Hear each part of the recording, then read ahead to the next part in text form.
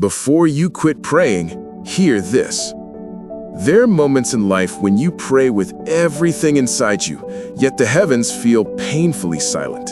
You ask, you wait, you cry, you hope, and still nothing seems to move.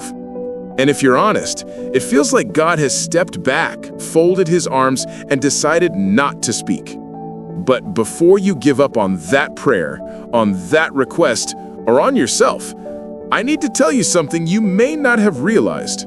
Silence is not absence, and delay is not denial. Sometimes the greatest work God does in your life is the work he does behind the curtain, where your eyes can't see and your emotions can't feel. God is never inactive. He is never ignoring you. He is never bored with your prayers.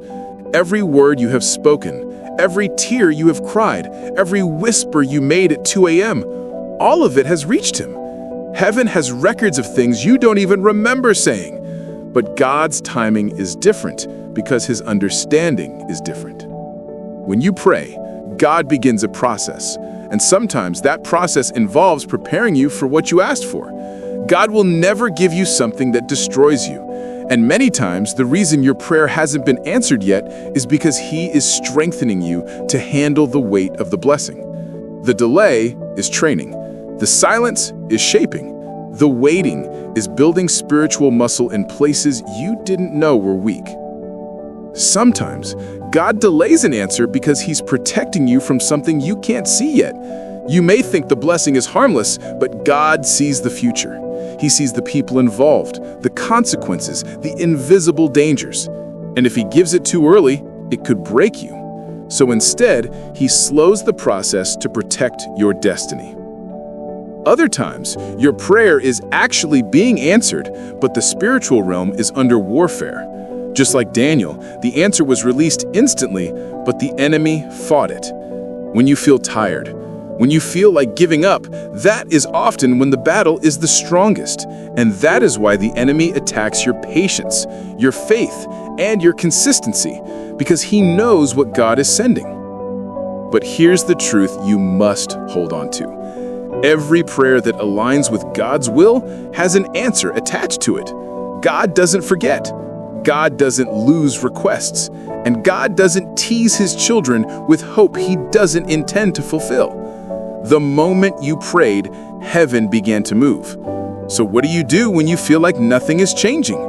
You stay faithful. You keep praying, not because you're trying to force God, but because you're keeping your heart open.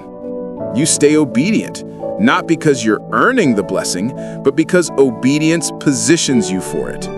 You keep your spirit expectant, not because the situation looks good, but because God has never failed you before.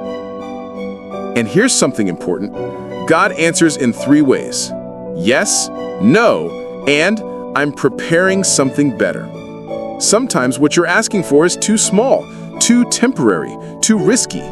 And God's not yet is actually him redirecting you into something bigger than you imagined. Your job is to trust the process even when the process hurts. Your job is to hold on to faith even when faith feels heavy. Your job is to keep praying, not because you can see results, but because you trust the one who holds the results. So don't give up. Don't back down. Don't lose hope. The silence is not the end of the story. God is moving, even when your emotions say he isn't.